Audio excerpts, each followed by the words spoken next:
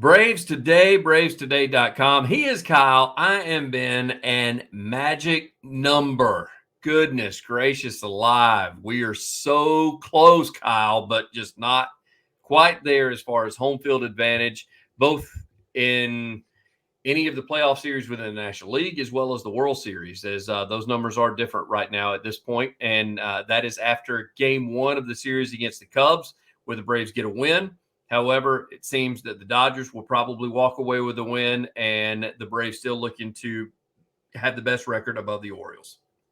Yeah, we need a little bit of that magic tonight as Suzuki dropped that can of corn in right field, or else we probably wouldn't have won the game. And I feel so bad for him as a former outfielder, but that's just the way the cookie crumbles sometimes. But yeah, the Dodgers are up 9-2 in the top of the seventh on the Rockies, so they're going to win. So our magic number will be 1 to have home field advantage throughout the National League playoffs, and it will be 2 to have home field advantage throughout the World Series. But Ben, what I'm worried about the most is we got to have pitching to get us through the NLDS first. Yeah, and Lindsay and I talked about that a little bit. I mean, the good news is you need 3 good starters, and you're probably going to have that without the likes of Morton. However, you're going to have Strider. Freed should be back by then, and so we should be able to piece something together. However, the bats have got to come alive. They did so at the end of this game. We'll get to that momentarily. You mentioned just a little bit ago the drop ball by Suzuki, the right fielder for the Cubs. What a tough way to lose for the Cubs, because you and I were talking before we came on here, and let's just be honest. I know the Braves still had the ninth to go, but that's got to be a deflator after they're able to get 2 on with no outs, and the Cubs grab 2 outs real quick from a couple of easy outs, and then you're thinking you're out of the inning with a easy fly ball to right. And Ozzie said post-game he didn't know if it was lights. Suzuki was rubbing his eyes. I'm not real sure what all took place. However, that's a ball that kids are catching during the home run derby during the All-Star break. Yeah, and the Braves actually tweeted a video of the camera shot that they had in the dugout when it happened, and Acuna was watching it, and you could tell by his facial expression, he's like, well, we're going to the ninth inning, and then all of a sudden, he's just elated because the ball finds some grass, which was surprising to him and surprising to all of us as well.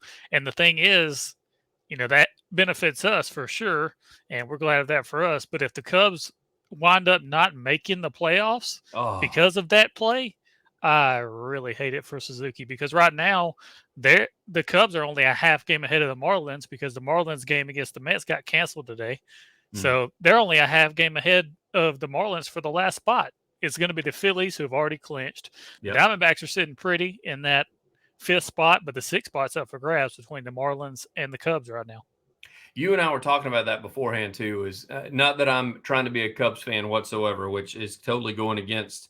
After I gave my shout out last time about the NL East uncensored, and they caught me on it. Well, and I made fun of the Central folks coming over and poking fun at the Braves. Suzuki's one of the good guys. If this is Pete Alonso from the Mets, or this is Bryce Harper from the Phillies, you and I were talking before we came on here. You know what? Good for them for missing it. Yeah. Don't feel as bad about it.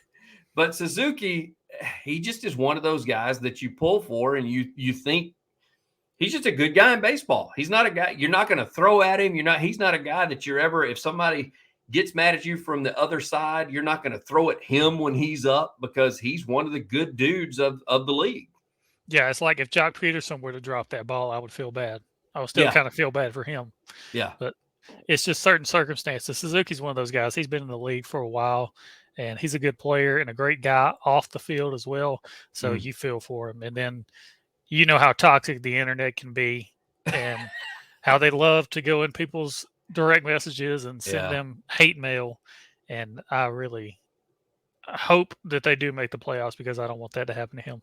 Yeah, those of you Braves fans that are listening to this, by the way, don't go sending him DMs thanking him for that and making him feel bad even more.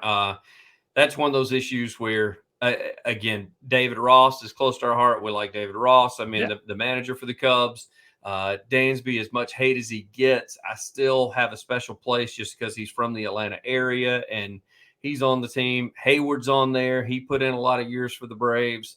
And then you I mean, got the guy we Suzuki. beat, Smiley, he was Yeah, a Brave. Smiley, the guy that takes the L on it, was a Brave. He got a world championship because of it. He is another good guy on the team. So a lot of intertwinings between the two, and I really hate it for Suzuki. Move over as we talk about the other right fielder, as Ronald Acuna Jr. as continues to rake. And at this point, I said it jokingly in the Discord, but seriously, if he continues to hit bombs, it's going to be tough for him to catch those last two steals in order to pick up that 40-70 or 70-40, depending on how you want to list that in the record books. Yeah, I had that exact thought when he hit the home run. I was like, we need 2 more steals, not 2 more home runs. We got the home run record. We need you to just get on base and then get 2 more steals, which for him is an easy thing to do. But you just hope he hits a single or he gets walked, just gets on first base and is able to steal the base. And he's been put in at DH, which that helps sometimes as well. I know he'll get there. It's just sooner than later. You mentioned it, home runs and getting the home runs that we need, as Kevin Pillar is able to put one over the fence and get to 300. Of course, Acuna adds 301.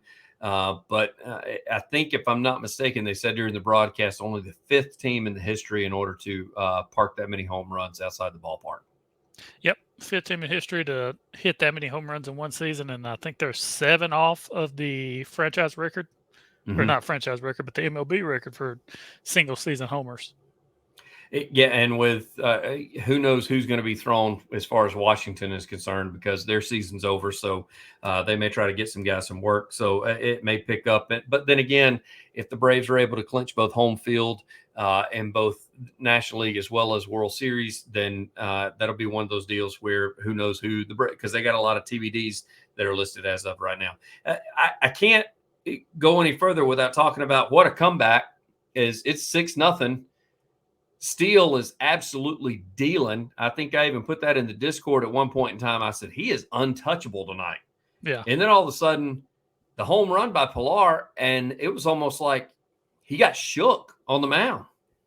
You know, what it really reminded me of was 2021 when we won the World Series.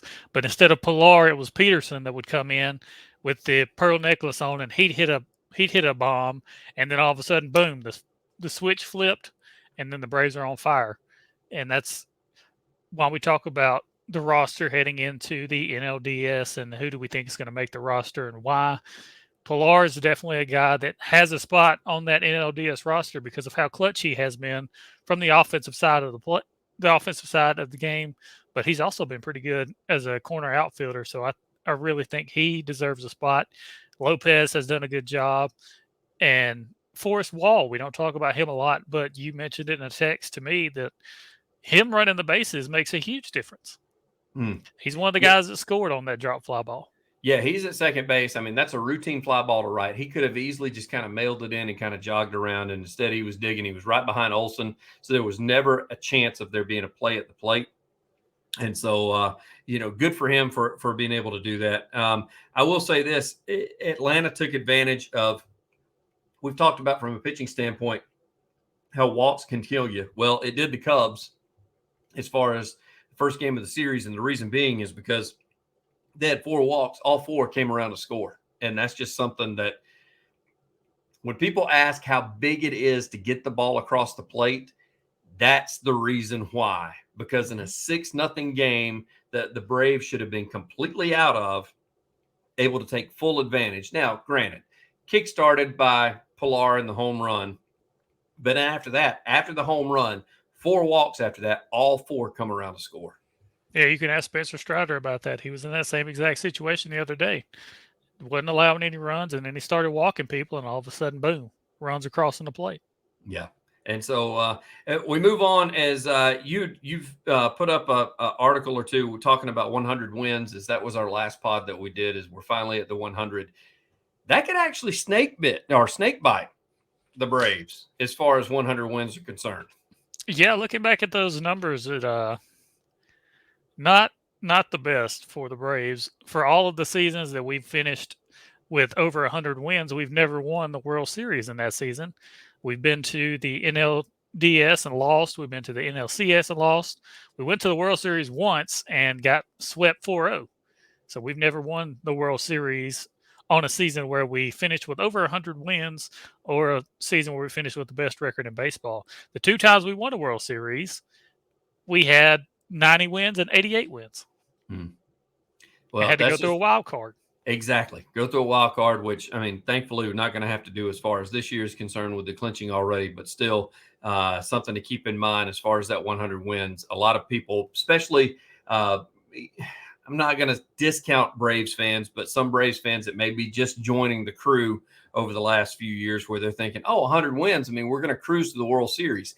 You can't take that for granted. That is not something that takes place. You and I have talked about it. Me and Lindsay have talked about it. One of the teams that the Braves don't want to face is the Phillies. So we're kind of hoping that they get beat in order to start things so we don't have to face them. And honestly, I'd be okay with not having to face the Dodgers either before it's all said and done with. So we shall see what that leads as far as the Braves are concerned and postseason play. Right now, just got to stay healthy, got to get through the Cubs, got to get through the Washington Nationals. We may see if Atlanta's able to clinch.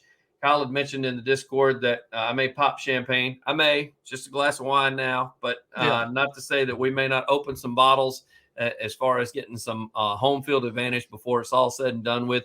Anything you got coming up as far as article-wise, maybe some things that people can look out for? Yeah, I may be writing up an article on those magic numbers tonight. We'll do 2 for the NL and 1 for the World Series in general, but we'll cross that bridge when we get there. We got to get there first, and we got to get there healthy.